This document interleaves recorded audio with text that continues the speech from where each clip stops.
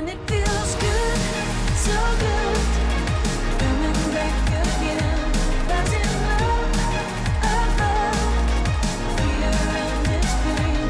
Letting go. Welcome to Bounce Around Savannah, where positive people are doing positive things. I'm so excited to be here on location this evening at the Good Times Restaurant, a jazz restaurant and bar here in downtown Savannah, 107 West Broughton Street. And I'm here with the owners of this wonderful place. I'm here with Stephen and Danielle Moore, a lovely couple who are bringing some real excitement back to the downtown area, especially when it comes to jazz. Congratulations. Thank you. And thank you all for being here. Thank you for coming. How did this idea come about? Because I know you've owned the property for a while, but you weren't doing this kind of thing in it.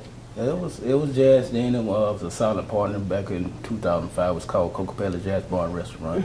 Ran for a couple of years, and then some things happened. They ended up closing down, and eventually put the building up for sale. And just happened to walk by one day, and the building wasn't being maintained probably, so I decided to go back in and renovate it. And it took a long time to do it. Met a lot of people doing it, and at the end of the renovation, I ran into a friend I always knew about, Chef Joe Randall. Passed by school a lot. I can cook a little bit, just not as good as him. No, who can? He's the best.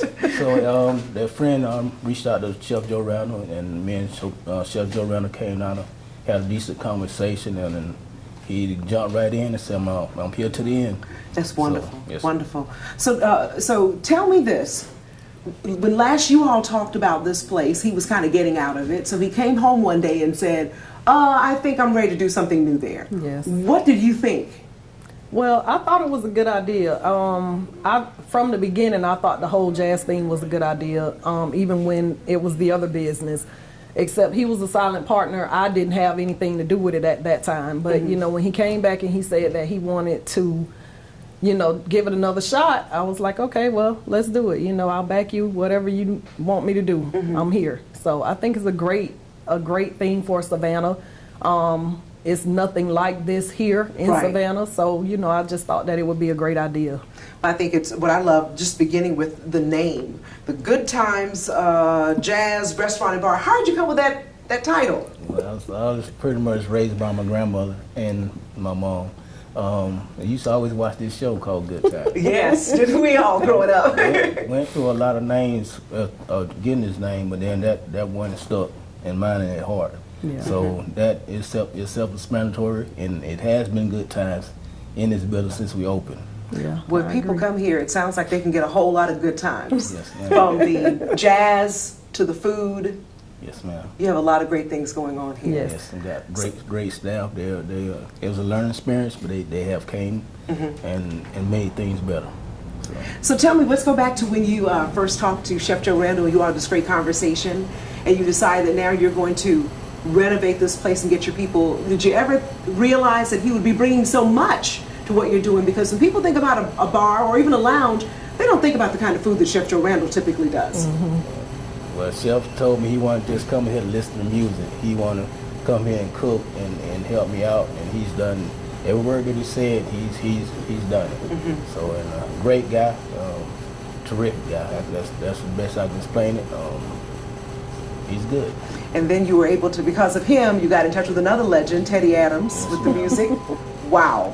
What has that been like since you started? Because you just opened October 30th. Just imagine sitting beside two people with a whole bunch of knowledge and giving it to you, and if you need any help, they're there to give you help, explain everything to you, and be straightforward with you.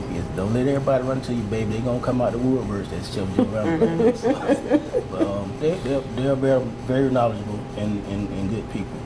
That is wonderful. Well, just tell me, you have been the talk of the town. Everywhere you go, people are talking about this place. It must make you feel good, but you know, I was here a little bit longer than you have been. The last time I've heard jazz and people being this excited about jazz was way back when Hard Hearted Hannah, Ben Tucker's place, was in City Market. Yes. So this is really a tribute to what you all are doing, and you're so new in the game. We are.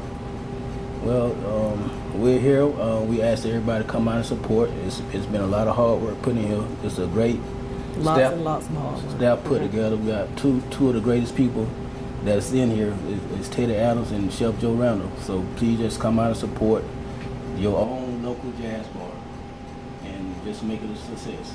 Also tell me, when I come as a new person walking in here, what is the experience you'd like me to leave with? Big smile on your face. That means I've had a good time, right?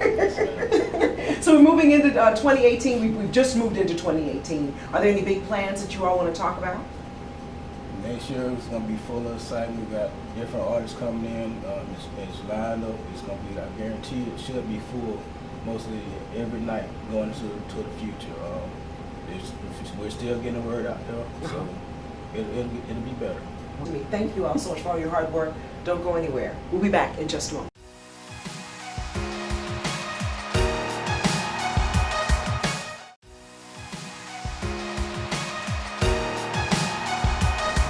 Welcome back to Bounce Around Savannah. One of the key people here at this great new business is Chef Joe Randall, legendary chef here in the Savannah area and really around the country.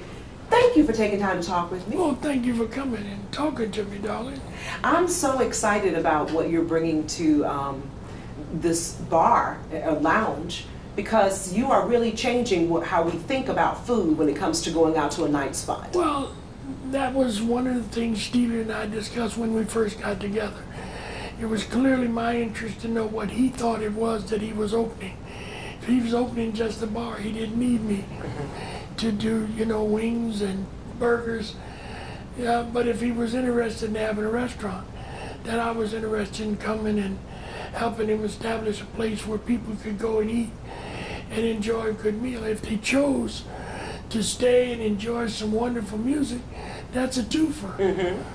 But I surely wanted to clearly establish the second floor dining room as a place to come and dine.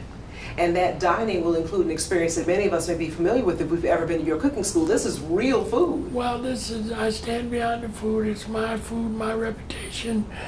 We bring the same food that we served at the cooking school, my crab cakes, my gumbo, my shrimp and grits, my hop and john. We have some wonderful steaks. And so it's bringing food that we hope people will appreciate and enjoy. So I know to do all of that here on a different scale, it has taken a lot of hard work. So you've been in the process of recruiting and training. Tell me about what has gone into you getting this wonderful restaurant upstairs. We spent a couple months just looking for the right staff. And we were able to hire some talented young people who were willing to grow. Because sometimes you got to take them where they're at and take them to the next level. So as a teacher, I'm willing to share with them whatever I know. But the important thing was that they understood that they were coming. The menu was set. We weren't going to figure it out after we got here. It was pretty clear what we were going to serve. But we wanted to get them acclimated to doing it the right way. And we, for the most part, have been successful. Any restaurant startup has its growing pains, and we've had some, but the reality is we still have in our heart the establishment's desire to give Savannahans a wonderful opportunity to come and dine and enjoy fine music. Well, tell me what did Mr. Moore say to you that coaxed you out of retirement? Because we just had a wonderful celebration. Well, you just had an opportunity to meet him and his lovely wife Danielle, and both of them just have a sweet spirit. And so it wasn't a lot. I could see through the hard work that he had done in putting together the building that his heart was in it. And we talked, and once we came to a level of understanding about what I was capable of doing or what I was willing to do, and I first asked him, tell me what you want. Because if I wasn't the person, I wasn't going to mess with him or lead him astray. But once he told me what he wanted to do, I thought I had the skills to help him get it done. And so we shook and made an agreement to do it together. And I've never worked with anybody any better. When I made a suggestion to him, he took it just like that and rolled with it. Sometimes before I could get out my mouth, he was putting it into action. So we worked together as a team and got it done. Sounds wonderful. Oh, it was a joy. So I just always think that many of us, we think about getting a chance to retire, and we think about, oh, we're going to travel and do these things. And it's very interesting to see with you and with Mr. Adams, you guys can very easily retire any day, and you are choosing to do really a labor of love here. Well, the one thing that I hadn't done in Savannah was be chef at a restaurant. And I really retired, so I wasn't looking, but I did want to put my mark on an establishment. When I was in LA, I was at USC. I opened Georgia on Melrose. You know, I taught at Cal Poly when I was in Buffalo. In Baltimore, all those cities had a restaurant that had my brand on it. And so this gave me an opportunity to put my brand on something in Savannah and hopefully give something that they can build on long when I'm gone. I think that's beautiful. So it looks like you're having a good time. Oh, I'm having a ball. I told you, you can't meet to find the people to work with. That's beautiful. So now there are a lot of people who may just be hearing about what's going on here. Many others have already heard and been here. What would you like to let them know about that whole experience when they come into this wonderful place? Well, I just think anybody who appreciates good music, and I mean jazz, and hasn't had an opportunity to find that experience here in Savannah needs to know that that experience is here now at Good Times. And so if you like good food, and you like a wonderful musical experience a night out, come on down. We have plenty of fun and good times. I love it. Thank you so much for Thank all your you. hard work in training the next generation of excellent chefs. It was given to me. Uh-huh. It's only right that I share it with somebody else. Well, thank you for all that you do. And Thank you. we'll hope to come down here and get some good food and some good music at the Good Times Jazz Bar and Restaurant. Oh, I know. My mom did beat me here, and she gave it 2 thumbs up, too. So thank you so much. We'll be back in just a moment.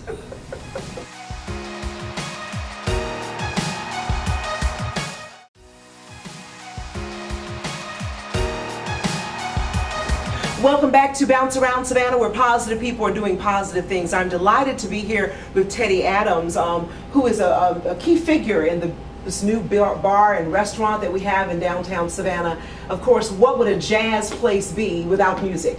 So thank you so much, the legendary Teddy Adams, for being a part of this project. It's a pleasure being here with you, Don, and it's a pleasure being a part of the project. So I do know that you all were talking earlier and said that you actually got contacted by another legend, Chef Joe Randall. That's right. And what did he That's right. say to you? He called, and I knew that the place was eventually going to open.